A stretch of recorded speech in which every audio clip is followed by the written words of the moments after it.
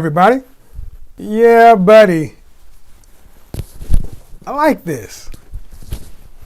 Getting ready for tonight's live stream.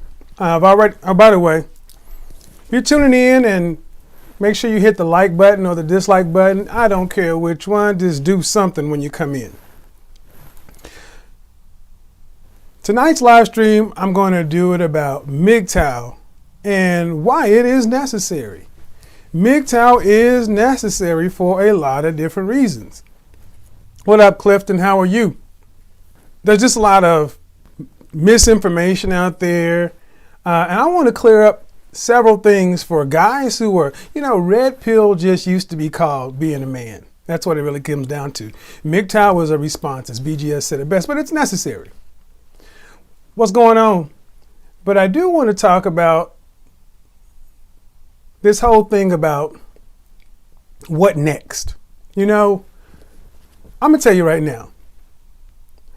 Well, I don't care what you think, women, gynocentrism, all these other things, they aren't the enemy. The real problem is whiny crybaby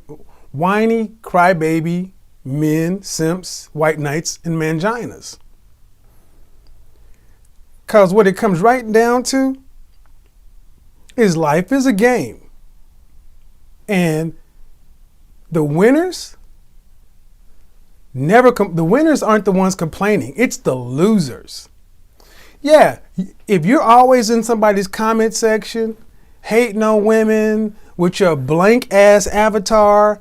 Look, if you don't, when I look at a comment, and if I see just an initial and I don't see your picture, I'm going to assume, especially if you're a woman, you're fugly.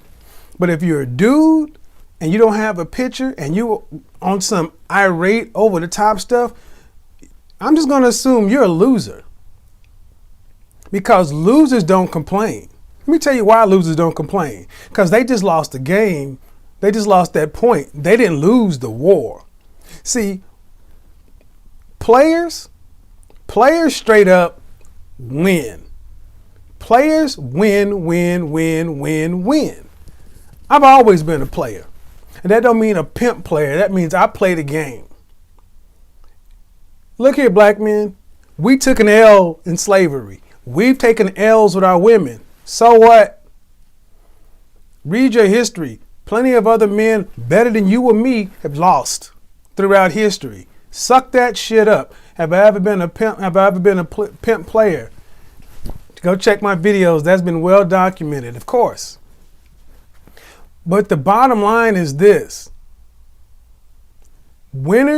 Players win. Remember when Buffalo was playing Houston in the 92 AFC Championship? They were down 38-3 at halftime.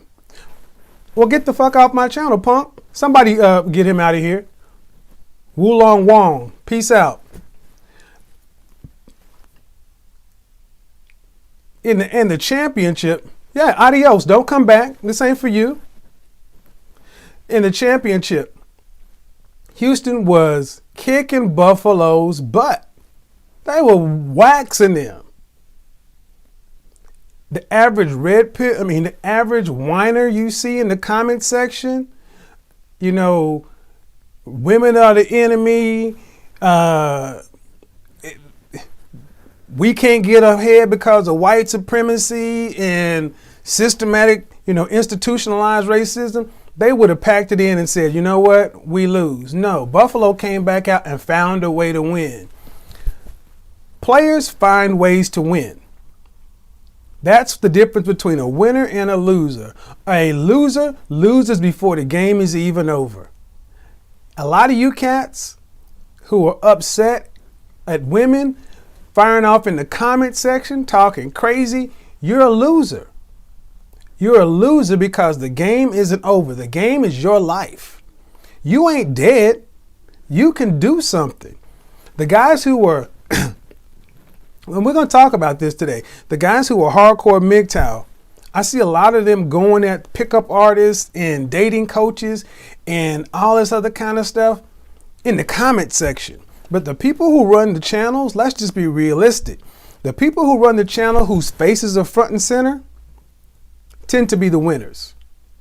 whether they're on mgtow or whether they're on the player side. And here's the thing. I don't care if you are a hardcore mgtow. Life is still a game. You need it. You need to get out there and deal with everything else. But how you play the game dictates whether or not you're going to win or lose. A lot of cats today are just running around losing, and you're claiming mgtow. You're claiming all these different things. You're claiming gynocentrism, white supremacy, all this other kind of stuff to justify or validate why you suck. I'm going to say that again. If you're holding on to red pill, mgtow, white supremacy, gynocentrism, all these other buzzwords to justify and validate why you suck. If none of those things existed, you'd find another reason. Kittens are against us. The roaches are rebelling. The fleas are, you'd find a reason. Losers have always found, losers, quitters, people have always found a way to justify losing. Now, I'm going to chime in specifically on black men. Black men got this really bad because we have been history's losers in these states. But guess what? If you overweight, undereducated, don't care about your image or impression, don't care about how you come across, can't talk to anyone, can't communicate, speak like in Ebonics, you loser. What defines a loser in your eyes? That's the point. It's not a matter of defining a loser in my eyes. How about this? Look at your results. Look at your results. And instead of saying, well, what defines a loser in your eyes? Someone who has who has a scarcity mentality, someone who always believes that the glass is half empty, somebody who comes in here questioning. I mean, honestly, I'm not trying to be rude, but that's not even a question a winner would ask. Straight up. A winner wouldn't ask what defines being a loser. Winners don't concern themselves as losers. That's why they keep winning. All they do is win. The reason you hear me talking about it is because I try to help men who are on the verge being able to go between winning and losing. Most of my clients are winners. I don't have to go talk. I mean, not most, all my clients are winners. I'm not going to lie. I don't have to tell a man, you need to worry about your image, such and so forth, and take advantage of them. Most of my clients have attorneys, they have business coaches, they are achievers. You don't have to tell someone with a winning mindset, your game is weak here.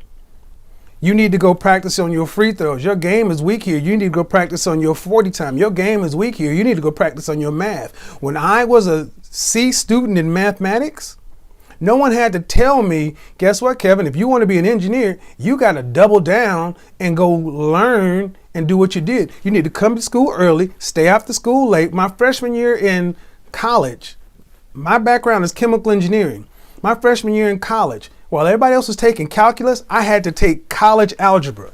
I spent 35 hours a week studying college algebra, doing the homework assignments, looking at last year's tests, working with tutors, all this stuff out of my own pocket, making $3.35 an hour. I went and got a job at Taco frickin' Bell to go pay a tutor. You know why? Because it was my name on the test.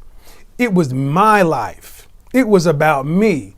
Yeah, if I would have made a C in college algebra, I could have taken the easy path. I failed classes before. I failed calculus. But you know what I did? I didn't blame anybody. I said, dude, your calc game sucks. You don't understand. I didn't go whine and blame my single mother, my absentee father. I didn't blame white people. I didn't blame the women that broke my life. I said, you know what? Dude, you got to get better. If you say you want this, you want to be an engineer, you got to do what it takes. Not question why I got to take calculus to be an engineer. Okay, due respect, maybe you're new. So here's the thing. When I'm talking about something, if you got a question that's off the topic and you want me to respond to it, gladly hit the super chat button. Put something in that question. $1, $2, $5. If you got a question you want to ask me about a fragrance or something like that, I'm not talking about that. If you want me to get off the topic, do that. That's what super chat's for. So tonight, we're going to talk about winners and losers. Players win. Yeah, players win win, win, win. They don't always win, but they win enough to call themselves winners. There's something that was said, it doesn't matter if you win or lose, it's how you play the game. True. But it doesn't matter if you win or lose, how you play the game. But if you lose long enough, you are a loser. Green Bay Packers have a history of being winners. From the 60s on through, Dallas Cowboys, history of being winners. Pittsburgh Steelers have a history of being winners. You have the opposite side of the coin too in the NFL. History of being losers. Why? You got the same talent, same draft picks, same opportunities, but losing is a mentality. Losing is a lifestyle. Losing is a mindset. You can change around and decide you want to win. The first thing you got to stop doing is bitching and complaining about everybody else, arguing about what's the white supremacy, women, such and so forth. Look at yourself and say, you know what? I'm overweight, undereducated, but performing below my ability. Women don't holler at me because I ain't even a man. Why should anybody want to respect me when I don't even carry myself with a modicum of respect? You need to get yourself together. That's why it doesn't matter. Money, looks, all this other stuff, that only comes into consideration after you're first a man. A man cares about himself and carries himself according to a standard. When I'm in a business meeting today, I walked in there looking like I look because this is my standard. No one else's, my standard. I have a standard. I hold myself accountable because I'm a winner. I win at everything I do, and even when I lose, I win. Because you can lose the game, you can lose the point, but don't lose the lesson. Do something, lose, learn, lose better. But I am so sick of men whining all the goddamn time. Bring your ass to these channels to listen to all this good knowledge, and I still see you talking about the same shit in the comment section. Go away. Because it ain't the women who are having the problem. It is you. You. You could take all the fat, ugly broads and move them to the side. Women only follow what the men do. And that's where we have a real problem. Because as men, we know we got an issue. And if you're a loser, you know you're a loser. And you hate hearing people talk about losing stuff. I had a couple of patrons quit becoming patrons of the channel. Not because I don't deliver quality information, not because the content isn't on point. They left because I talked about men need to drop the Jordans. Yeah, I'm gonna say that again. I had grown damn men sit back and say, man, I can't be a patron of somebody who speaks out against Jordans. Get the fuck off my channel. No group I would love to say these people's names, but I'm like, this is the black man's addiction. No group of men fights for Jordans. I don't know any CEO that wears Jordans. I don't know any high-ranking, and if you know one or two, congratulations. But as soon as you start to talk about Jordans and stuff like that, you can see I just dropped 8 people because they're all in Jordans. It's like, well, I'm good with you talking about winners and losers, but don't talk about my shoes. You don't own stock in Nike. You don't know Jordan, and they ain't doing nothing for you. But the fact that you have such an irrational, illogical, emotional response about some damn tennis shoes shows you your mindset.